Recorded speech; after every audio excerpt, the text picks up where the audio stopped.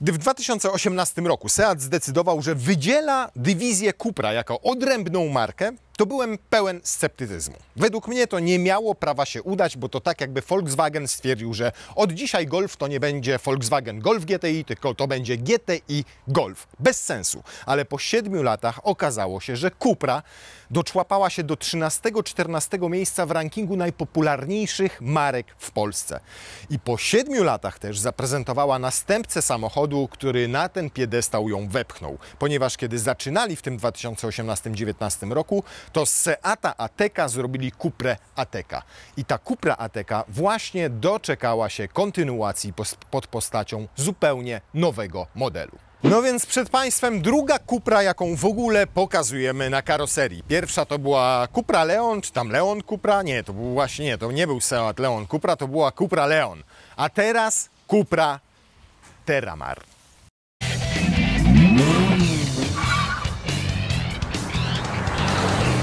I to w wyjątkowej wersji, bo tak zwanej America's Cup, którą jeżdżą m.in. zawodnicy klubu Barcelona, czyli między innymi Lewandowski i między innymi ten, co tam łapie te piłki, jak on się nazywa. Co, Jara miał już odejść na emeryturę, ale nie odszedł, siedzi na plaży w Hiszpanii, Jara potem idzie na bramkę i wszystko broni. Nie pamiętam, jak on się nazywa. O, Szczęsny, właśnie, silny jest, znany zna wszystkich piłkarzy, Wojciech Szczęsny. Terramar. To w zasadzie drugi spalinowy model Cupry, stworzony od podstaw już jako Cupra, czyli nie jest tak naprawdę przeszczepem Seata. Pierwszy to była Cupra Formentor, a drugi to właśnie Cupra Terramar. Przy czym nie mówimy o samochodach elektrycznych, bo jeszcze mieliśmy na przykład Tavascana, który też jest autorskim projektem Cupry. Ale autorski to nie znaczy, że jest całkowicie odrębny od Volkswagena czy od Skody, ponieważ płyta podwoziowa jest tutaj dokładnie taka sama jak na przykład w najnowszym Tiguanie. Mamy tutaj EQB Evo od Evolution, czyli rozwiniętą płytę EQB, na której budują kilka albo i kilkanaście modeli, łącznie wszystkie marki z grupy Volkswagena. Natomiast tutaj mamy 1:1 w zasadzie nowego Tiguana. Rozstaw osi niespełna 2,70 m, co do milimetra, taki jak w Tiguanie. Jeżeli chodzi o długość, to jest tutaj dosłownie 2-3 cm krótszy samochód niż nowy Tiguan. Tę samą platformę znajdziemy na przykład w Skodzie Kodiaq, tylko tam jest jeszcze wydłużona o 10 cm, a całe auto jest dłuższe o 10 czy 15 cm, więc nie porównujemy go do Kodiaqa. Kodiaq jest większy. Tutaj mamy po prostu Tiguana. Wersja America's Cupa wyróżnia się paroma elementami, m.in. tym lakierem albo takimi 20-calowymi felgami, które są w standardzie.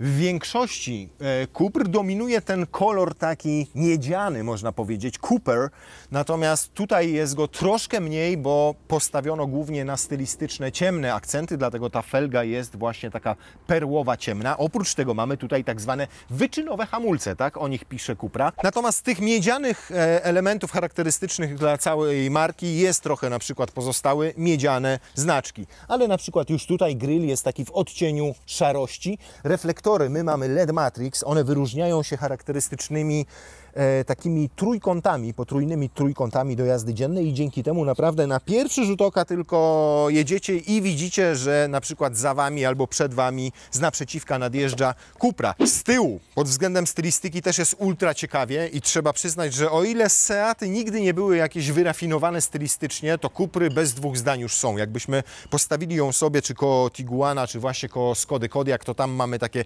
zachowawcze, bardziej eleganckie linie. Tutaj jest zdecydowanie bardziej sportowo. I z tyłu też mamy świetnie zaprojektowane te tylne lampy i moim zdaniem bardzo w przypadku tych tylnych lamp i w przednich reflektorów Cupra inspirowała się nie tyle Volkswagenem i Skodą, co bardziej Audi, bo one mają w środku taki trójwymiarowe to wypełnienie, też trójkąty, które nawiązują między innymi właśnie do tego przodu. Podkreślono, że tutaj jest ten Terramar i one naprawdę taki efekt 3D świetny robią. I o ile na przykład w Volkswagenie to logo mnie wkurza podświetlone, to logo, które nie wiem co oznacza, ale jak samo ono się pali, to naprawdę wygląda bardzo fajnie. Bo jak jedziecie i Tutaj ta listwa LED się nie świeci, jak nie świecą się boczne lampy, to tutaj nam się to logo ładnie podświetla i fajnie to wygląda. No i na złoto napisane Cupra, pomimo że mamy najmocniejszą wersję spalinową, jaka jest dostępna, nie widać tutaj wydechu i dobrze, wolę jak tutaj nie ma nic fejkowego i wydech jest tam pod spodem, niż mielibyśmy mieć tutaj jakiekolwiek otwory. Ale z drugiej strony, na przykład w Cuprze, w Cuprze Formentor mamy dwie podwójne końcówki wydechu zarówno w VZ, jak i w VZ5. Tutaj rzeczywista nazwa tego modelu to jeszcze trzeba uściślić. To nie jest Cupra Terramar America's Cup, tylko Cupra Terramar VZ America's Cup. Ponieważ VZ-ką określa się dwie wersje. Te najmocniejsze w gamie, czyli pierwszą spalinową, którą my tutaj mamy z silnikiem 2.0, ale także najmocniejszą hybrydę typu plug-in. Zaczyna się cały cennik w ogóle od wersji 1.5 TSI, a potem mamy jeszcze dwa pluginy, mocniejszego i słabszego.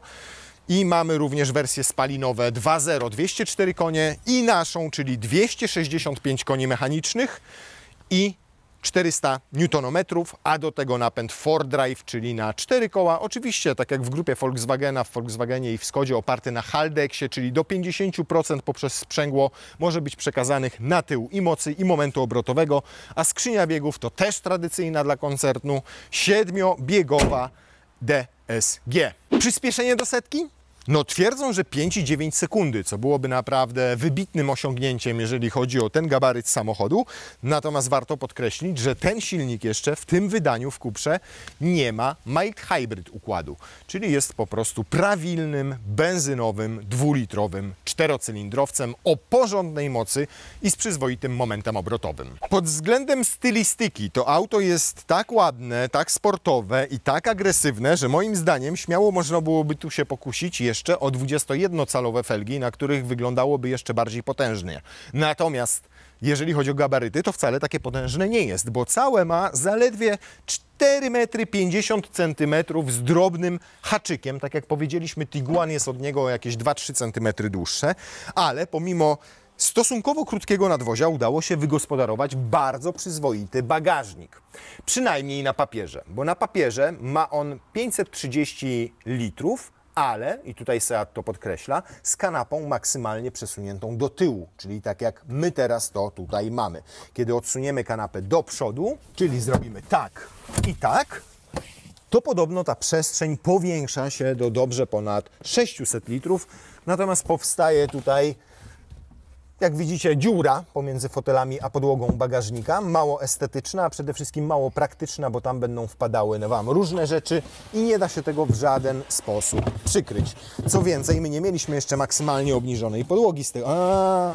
Czyli w naszej wersji to będzie dupa z tego wielkiego bagażnika, bo zobaczcie, co tutaj się znalazło.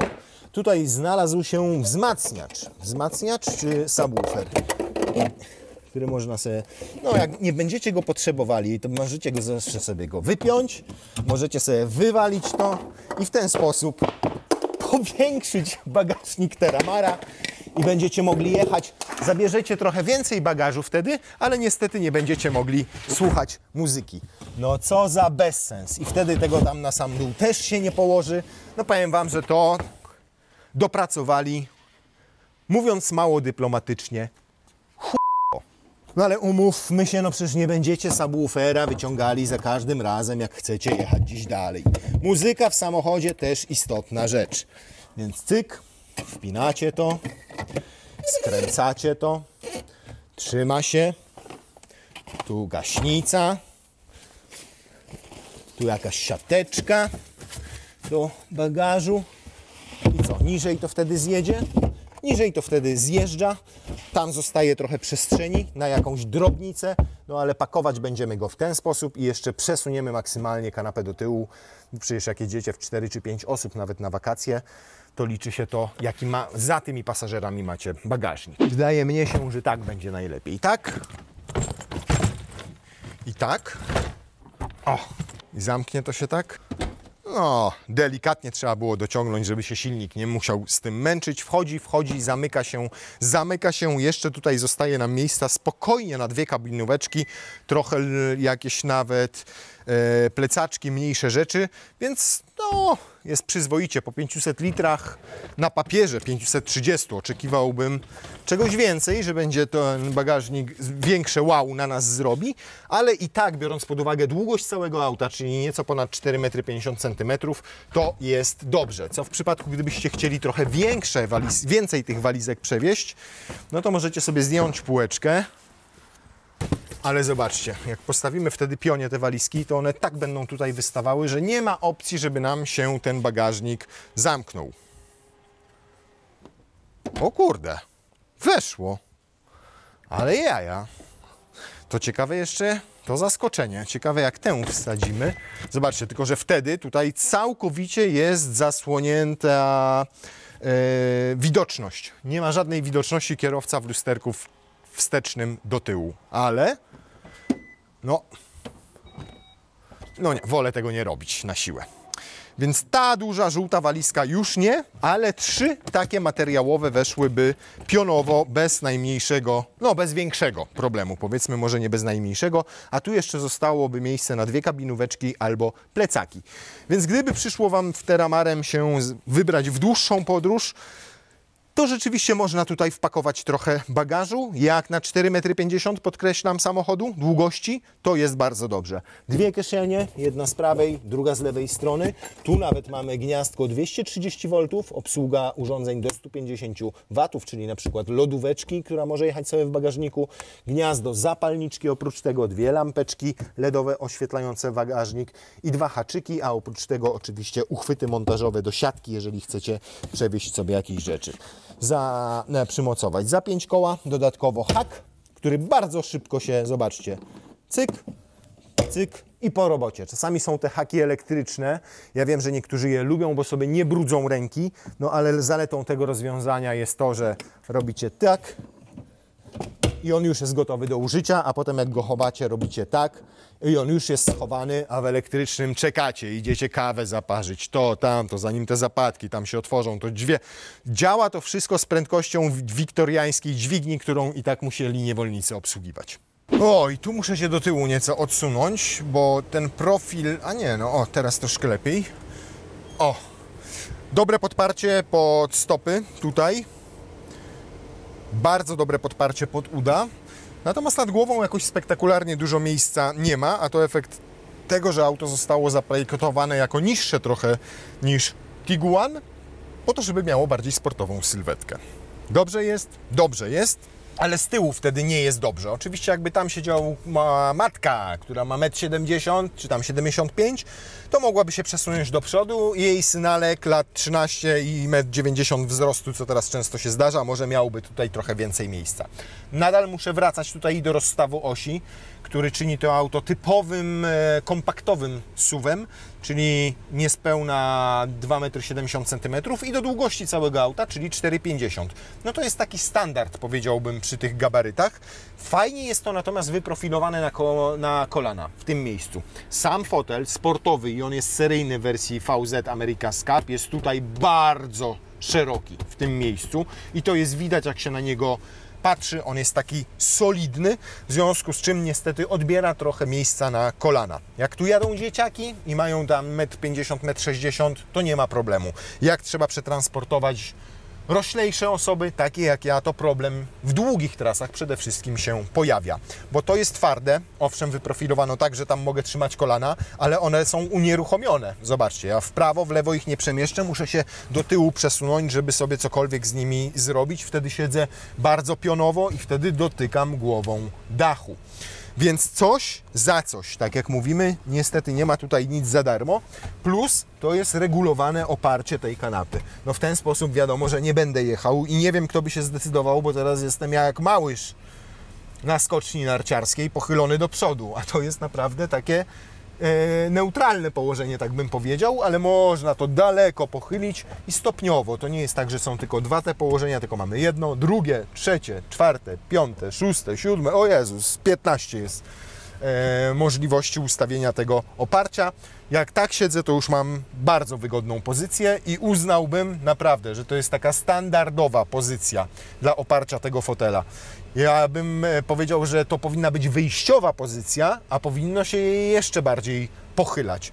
Natomiast niestety jest to końcowa pozycja, a w tej pionowej nie da się jechać, więc trochę rozwiązanie takie z dupy, bym powiedział. Natomiast rzeczywiście przesuwanie tego już nie jest tak bardzo z 4 liter, bo jest to szeroki zakres tego przesuwania, więc jak dzieciory wierzycie naprawdę malutkie, w foteliku na przykład, to śmiało pewnie będzie można to o parę albo paręnaście centymetrów przesunąć i mieć trochę więcej miejsca tam z tyłu na bagaże. Bagażnik mierzyliśmy, przypominam, całkowicie przesunięta do tyłu kanapa i maksymalnie pochylone oparcia.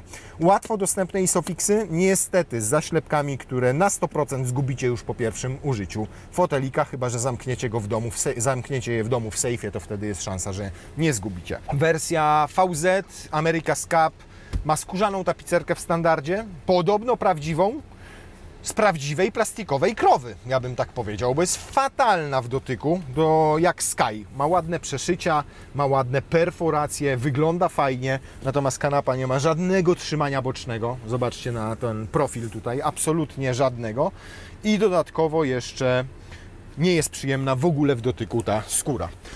Podłokietnik z takimi uchwytami na kubki, jak ja nie lubię, bo tu się jak trzyma kubki, to już nie ma gdzie położyć tego łokcia wygodnie, a jak kubków nie ma, to ten łokieć często będzie wpadał Wam tutaj. Natomiast plus za to, że mamy dzielone oparcie tutaj w proporcjach 40-20-40, więc dłuższe przedmioty w razie potrzeby przewieziecie tutaj po środku. Brak jakichkolwiek siateczek. 2 gniazda USB-C są. Jest trzecia strefa klimatyzacji w standardzie, za to plus. Nawiewy tylko centralnie. Tu jakieś takie półeczki w dziwnym miejscu, rzadko to się zdarza w tego typu samochodach. Nie bardzo wiem, co tutaj można trzymać. Gumy do rzucia, kondomy, żel nawilżający, chusteczki higieniczne.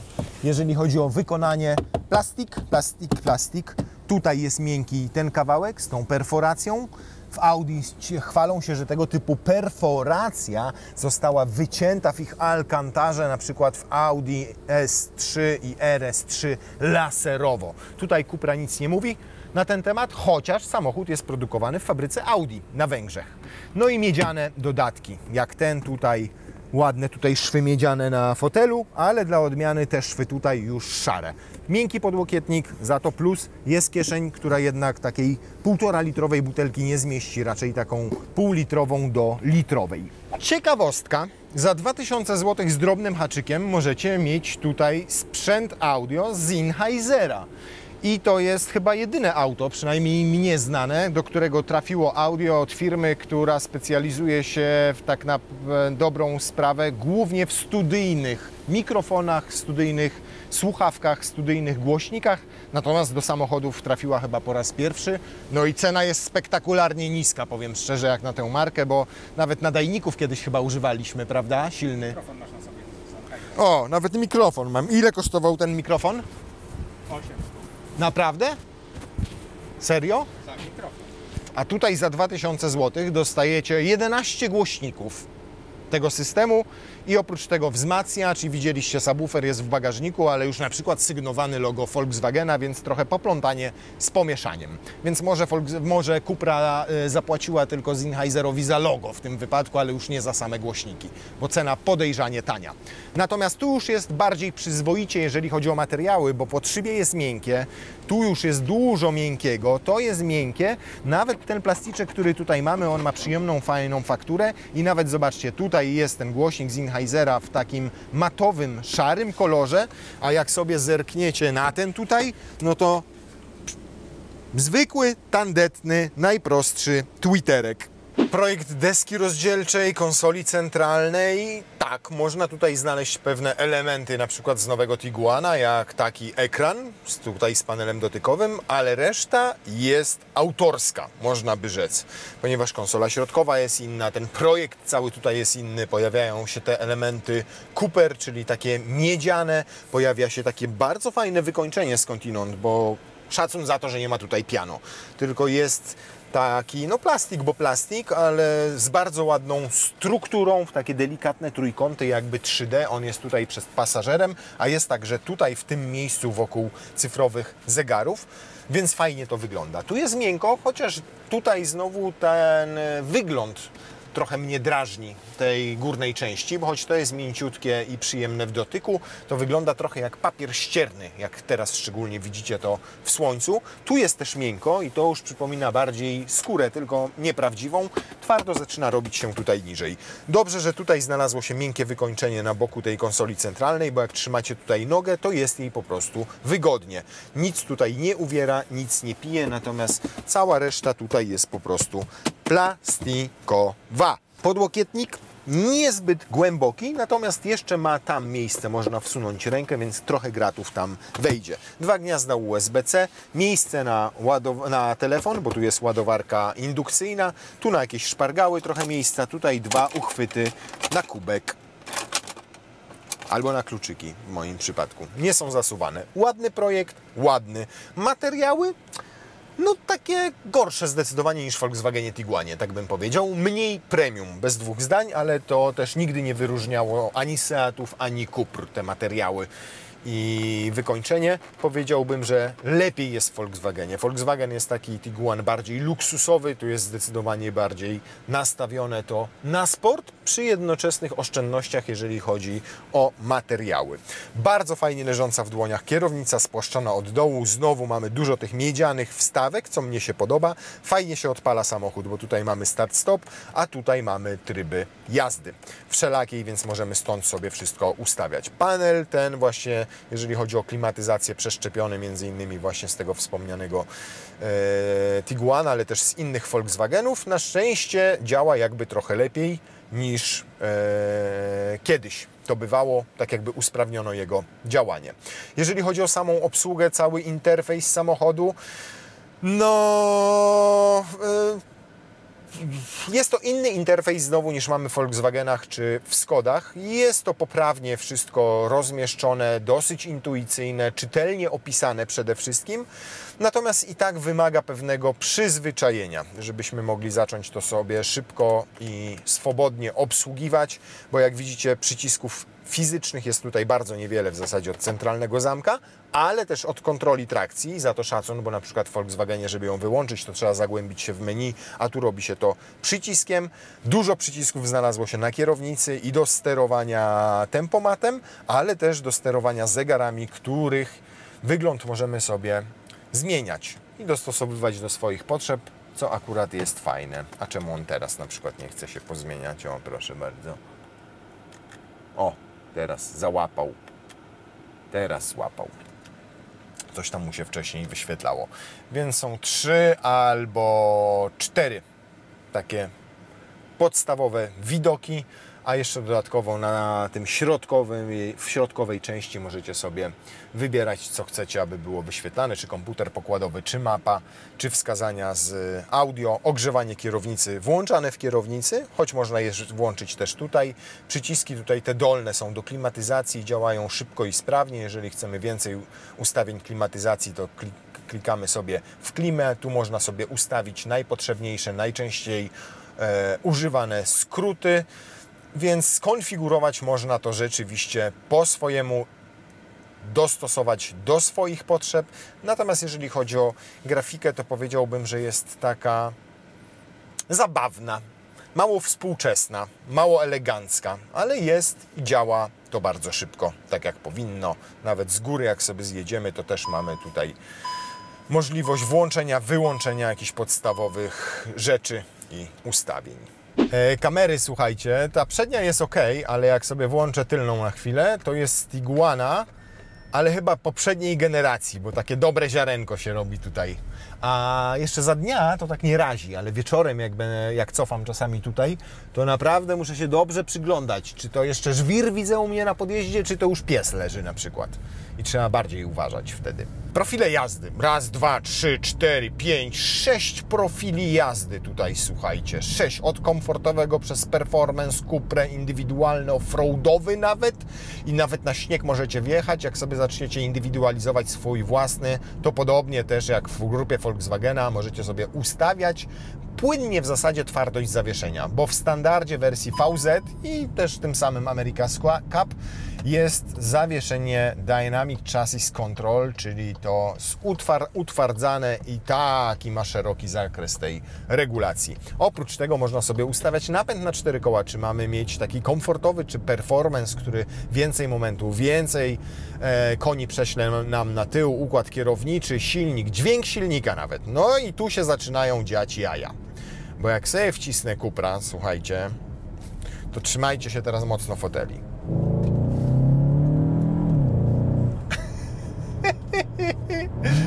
No kocham, naprawdę kocham. Wszystkie koncerny motoryzacyjne musiały w ostatnim czasie chyba zatrudnić speców od dźwięku, którzy robią co mogą, dwoją się i troją, żeby w jakiś sposób wyemitować z głośnika fajny dźwięk, nie wiem, R6, V6, turbodoładowanego motoru, wyścigowego, nie wiem sam jakiego, bo nigdy to się nie udaje. A może się udaje, nie wiem, w 1%, gdzieś czasami komuś przez przypadek, ale tutaj brzmi to po prostu tragicznie. Tragicznie głośne jest też to zawieszenie DCC. Niestety zwracaliśmy na to uwagę przy innych samochodach grupy Volkswagena i w tym wypadku jest dokładnie podobnie. Ono tłucze najzwyczajniej w świecie i to nie chodzi o wrażenia z samej jazdy, ale ono po prostu tłucze najzwyczajniej w świecie. O k***a! No i mimo, że nie ma tutaj jakiegoś spektakularnego naleśnika na kołach, bo to jest 20-calówka, zwracaliśmy uwagę na to, że i 21 i 22 cale może by tutaj weszły, to dokładnie jest taki efekt, jak myślę słyszeliście przed chwilą po wjechaniu w dziurę. Niestety VZC to DCC jest standardem, bo jeszcze gdyby było za dopłatą, to mógłbym Wam powiedzieć, darujcie sobie DCC, natomiast nie mogę tak powiedzieć, bo z dobrodziejstwem inwentarza musicie je przyjąć, zamawiając sobie bogatszą wersję. Ta 2-litrówka występuje tylko w wersji VZ, więc nie zamówicie jej w innej wersji wyposażenia. Jest topowo w zasadzie i niestety jest słabo, jeżeli chodzi o zawias.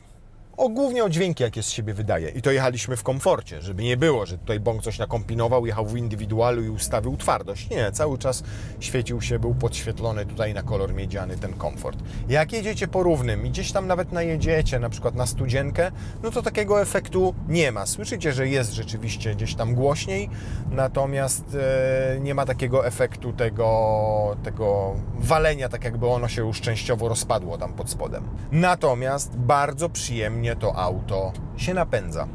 Fakt, że nie ma tutaj mild hybryda, naprawdę świetnie mu zrobił. Zdejmuję nogę z pedału gazu, nie ma żadnego wyłączania silnika spalinowego, wchodzenia w tryb żeglowania. Jadę w komforcie i kładę nogę na pedale gazu i on od razu jedzie w zasadzie w ułamku sekundy. Więc bardzo szybko odpowiada na polecenia, które wydajecie mu prawą stopą. Naprawdę. I to robi to fajnie, płynnie, robi to dynamicznie. Te 400 Nm tutaj jest już dostępnych od 1650 obrotów na minutę, więc on momentalnie sobie łapie. Jak tylko chcecie szybciej pojechać, no to w tym komforcie robicie kickdown i naprawdę 1,5 sekundy i to auto zaczyna jechać. Zbiera się po prostu. I czuć, że ma 265 koni, bezwysiłkowo to robi. Nie jest jakoś przeciążone, bo waży około 1650-1700 kg, więc naprawdę wrażenia są z jazdy z tym silnikiem więcej niż przyzwoite. Powiedziałbym, że dynamika jest zaskakująco duża. Jazda po zakrętach? Tak. Cupra też ją lubi i generalnie mam wrażenie, że nie poprzestaną tylko na zmianach takich wizerunkowych pod kątem sportowym, jeżeli chodzi, wiecie, o sam wygląd, o stylistykę, o te znaczki, o zadziorność tego auta, ale też stworzono je bardziej zadziornie, jeżeli chodzi o sterownik silnika, jeżeli chodzi o układ kierowniczy i nawet jeżeli chodzi o ten hałaśliwy zawias. Jadąc Tiguanem macie ten mocniejszy silnik też, macie DCC, macie tę samą skrzynię biegów, ale jednak tamten samochód ma usposobienie spokojne i czujecie to nawet w jeździe i czujecie to na kierownicy, czujecie to na zawieszeniu, czujecie to pod pedałem gazu. A tutaj przeciwnie, niby wszystko to samo, ale zestrojono to wszystko w taki sposób, że to auto zachęca Was do szybszej, dynamicznej jazdy i to zarówno na wprost, jak i po zakrętach. Nie wiem, czy to jest w mojej głowie, ale wydaje mi się, że nie.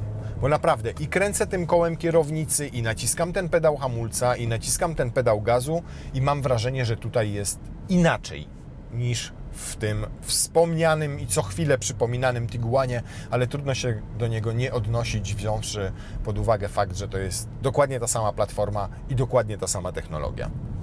Tryb Performance oznacza zawsze redukcję biegu, oznacza już trochę inny dźwięk silnika i niestety jak jesteśmy w tym trybie Performance, to tego dźwięku nie możemy wyłączyć, więc od razu słyszymy pewną sztuczność w tym silniku. Zaczynamy słyszeć głośnik tak naprawdę, a nie sam silnik.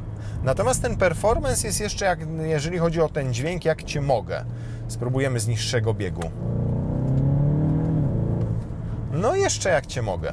Gorzej zaczyna się robić w trybie jeszcze bardziej sportowym, czyli w trybie Cupra, bo to on już jest taki, No i niestety jest słychać pewną sztuczność w tym dźwięku, ale też uczciwie trzeba powiedzieć, że są samochody, które dużo gorzej imitują ten dźwięk sportowy silnika. Tak naprawdę do codziennej jazdy w zupełności wystarczy Wam ten komfort. Wtedy może nie ma tutaj żadnego sportowego brzmienia, bo wydech ani nie strzela, ani nie mruczy jakoś super basowo. Myślę, że jak doczekamy się wersji, nie wiem, VZ5, fajnie by było w takim samochodzie, to będzie głównie pracował wydech. Tu mamy te 265 koni z 2-litrówki i żadnych spektakularnych odgłosów z czysto mechanicznych części, takich jak wydech czy silnik. I niech tak pozostanie, bo to dzięki temu po prostu... a teraz jadę w zwykłym trybie, zobaczcie. Wyprzedzanie, baja. Raz, dwa, trzy, w ogóle jak on szybciutko się zebrał, poszedł do przodu, nie trzeba mu żadnych performance'ów albo trybów typu Cupra. Natomiast z czystym sumieniem mogę jedną rzecz Wam doradzić, mianowicie wrzucić sobie tryb indywidual, ustawić sobie DCC na komfortowe, albo nawet gdzieś tam w połowie skali, powiedzmy, żeby nie było za sztywno, ale nie było też za miękko.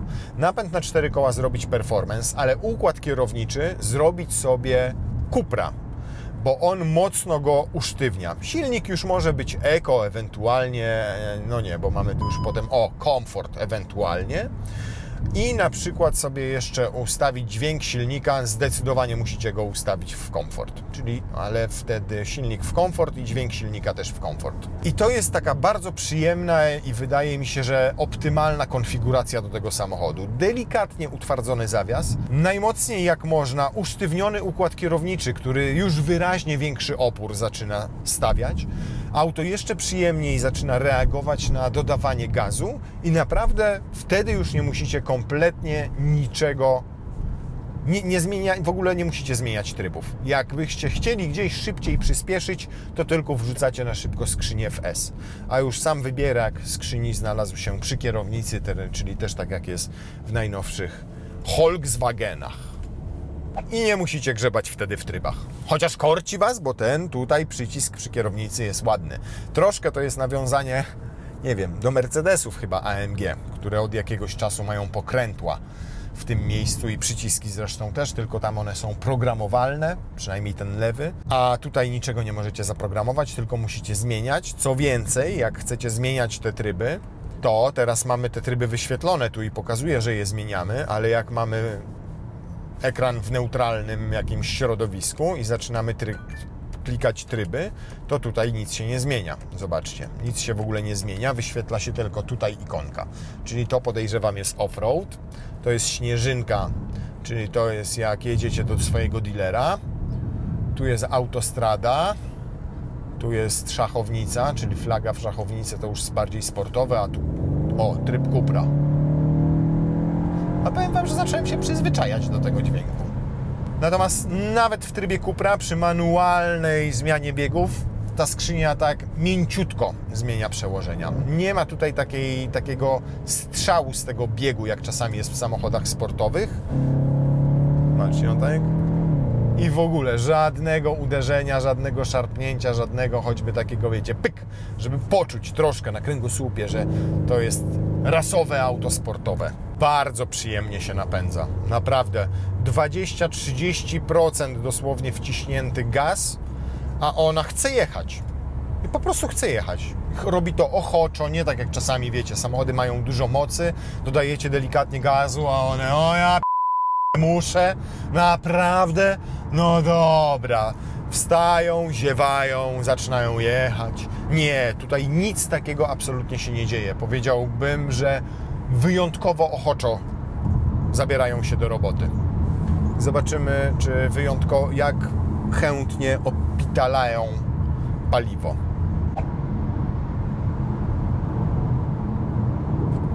Znośnie, choć o ile dobrze pamiętam, to Tiguan w tych warunkach miał Tayron z tym samym silnikiem. 1-2 decybele mniej, ale biorąc pod uwagę i gabaryt samochodu, i szklany dach, który tutaj mamy, to jest naprawdę nieźle.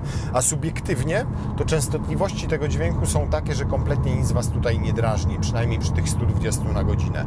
I paradoksalnie na przykład, o ile to zawieszenie bardzo hałasuje na tych nierównych drogach, tak jak na płytach, gdzie jechaliśmy, to tutaj sobie świetnie radzi na autostradzie. Jedziemy teraz w trybie komfortowym, a wejdziemy sobie w tego indywiduala, tak jak mówiłem wcześniej. Bardzo fajnie to auto się prowadzi. Naprawdę ono lubi dynamiczną jazdę, lubi wysokie prędkości, nie przeszkadzają mu absolutnie. W każdych prowadzi się tak samo pewnie i w każdych tak samo zachęca Was do takiej bardziej agresywnej jazdy. I to jest nietypowe w tej Cuprze.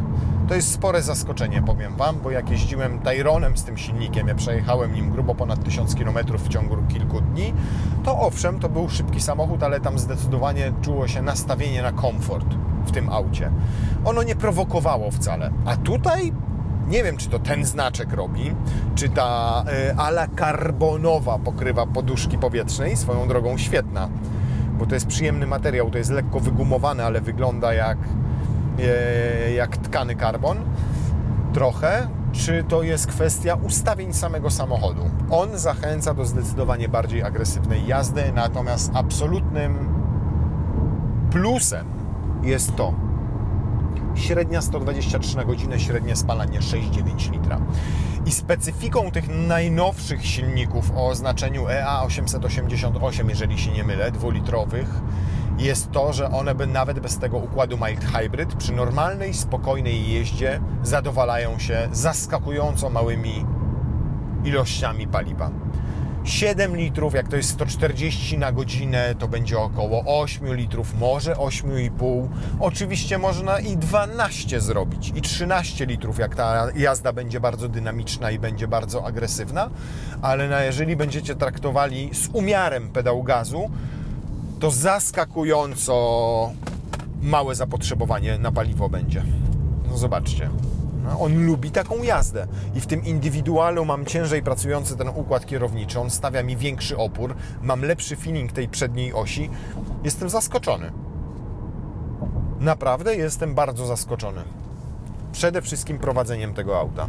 No to zobaczymy, czy zaskoczy nas też przyspieszeniem, bo 5,9 do setki w tym segmencie to jest już czym się pochwalić. Jeżeli nawet uda nam się zrobić 6 sekund i 2,3, kiedy siedzimy we dwóch w samochodzie, ile tam mamy? No jeszcze pół zbiornika paliwa ponad, to będzie to fajny wynik.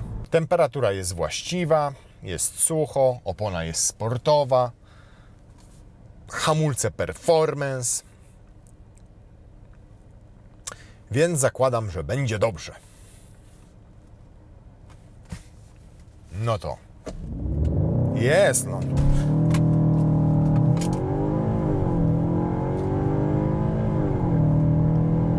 No, szybko mu poszło.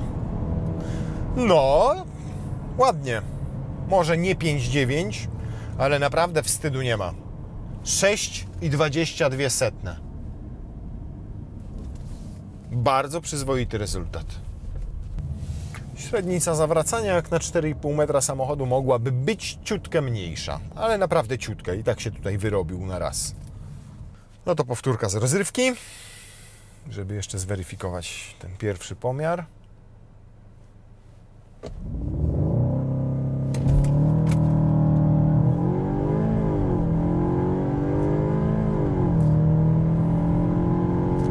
Niewiele gorszy, 6,26. No, sporym zaskoczeniem jest ta Cupra.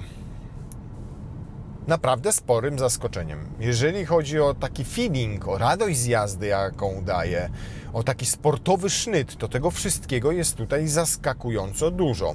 Przy czym mówimy oczywiście o wersji najbardziej usportowionej, bo czysta benzyna, nieskażona mild hybrydem, mocna, bo 265 koni.